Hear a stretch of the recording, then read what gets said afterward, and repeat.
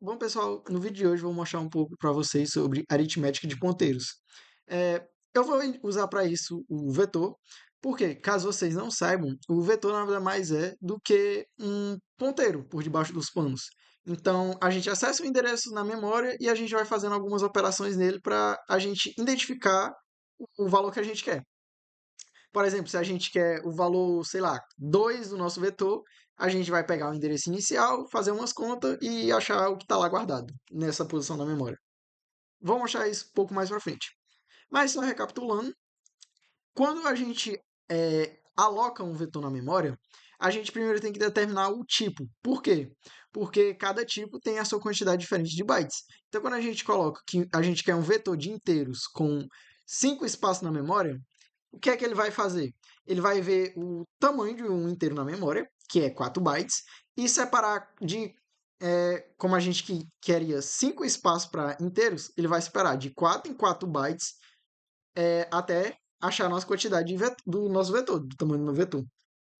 Então, isso daqui é uma representação de que é o nosso vetor. Agora vem a pergunta, por exemplo, e quando eu quero acessar a posição 2 do nosso vetor, o que acontece por debaixo dos panos? Como eu falei, o vetor não é nada mais que um ponteiro para a posição inicial da memória do vetor.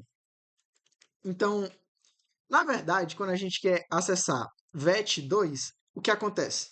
A gente, na verdade, analisa o vetor e deixa eu só puxar um pouquinho mais para cá. O endereço da memória inicial do nosso vetor mais droga, o vetor mais o índice que a gente quer acessar multiplicado pelo tamanho da nossa variável. Por quê? Por exemplo, aqui eu estou fazendo um exemplo de inteiro, que é em 4 e 4 bytes. Mas se fosse de char, seria de 1 em 1 byte. Então, tem esse comportamento diferente. Então, quando a gente acessa vet2, se a gente fazer a tradução aqui, ele vai pegar o valor inicial, o endereço de memória do nosso vetor, o inicial, que é A00, 0x, A00, mais o índice que a gente quer acessar, aqui no caso é 2, vezes o tamanho da nossa variável, que no caso é um inteiro, que é 4 bytes. Traduzindo, vai dar A08. Então, a gente consegue chegar no nosso endereço de memória e ver qual é o nosso valor que tem lá guardado, que é 30.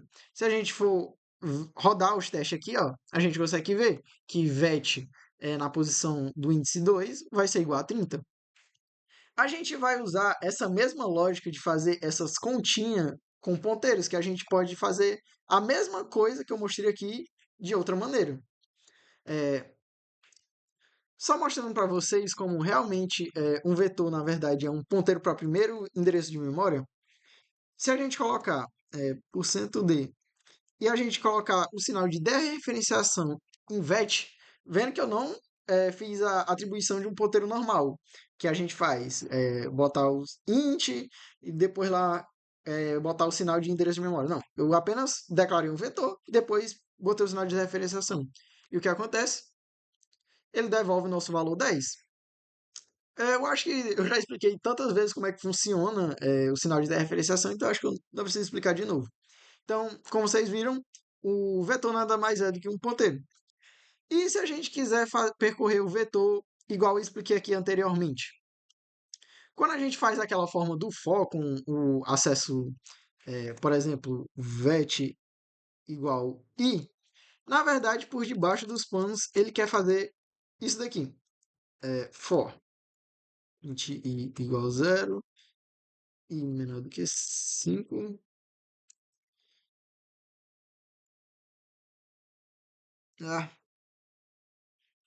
Ele vai pegar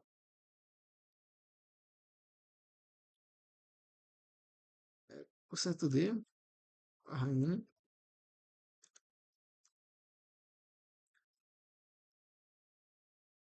Vamos colocar aqui o sinal de dereferenciação. E aqui, agora presta atenção. Se lembra que eu falei que quando não tem um sinal de dereferenciação é apenas o valor na memória? Quando a gente coloca mais, ou então, sei lá, mais um, ele identifica o tipo do nosso ponteiro, por exemplo, que no caso é um inteiro, e quando a gente coloca mais um, significa uma posição a mais do nosso tipo. Então, se a gente quer mais dois, ele vai ver, o nosso inteiro é um int. Então, como é 4 bytes, mais 2 na verdade é mais 8. É como se fosse essa parte da conta bem aqui, ó. Ele faz esse cálculo e retorna para nós a posição. Então, caso a gente coloque aqui tan mais e o sinal de dereferenciamento, ele vai printar. Ops, faltou só o ponto e vírgula. Droga, não é tan. É vet. Foi mal. Ele vai printar todos os nossos valores que tem no nosso vetor, porque o nosso vetor vai da posição 0 até a 5. Então a gente vai incrementando. É debaixo dos panos, é basicamente isso que acontece. Ele faz essa soma aqui de faz em 0, depois faz em 1, 2, 3, 4. E pronto. E se for 5, estoura o nosso vetor. A gente também pode fazer de outra forma. Só mostrando aqui as relações de aritmética de ponteiros. Se a gente colocar, agora declarar um ponteiro, int ptr vet recebe o nosso vetor. Se a gente, por exemplo, fazendo printf, eu, por exemplo, colocar ptr vet mais, sem o sinal de dereferenciação, o que é que vai acontecer? ptr vet tem o sinal do primeiro endereço de memória do nosso vetor, que é aqui. Ptr vet. Como eu adicionei para ele mais um, o que é esse mais um? É aquele cálculo lá que eu tinha feito, que é índice vezes o tamanho de um inteiro. Então, int. E como foi mais um, ele quer dizer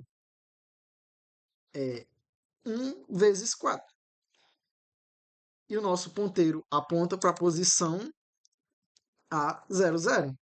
Mais isso daqui, que vai dar igual a A04. Então, agora, o nosso ponteiro vai apontar para cá.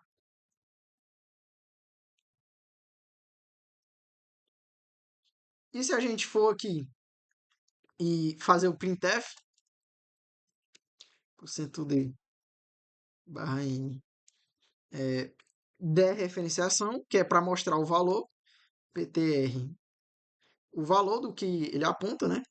Vet, a gente vai conseguir ver o valor de 20.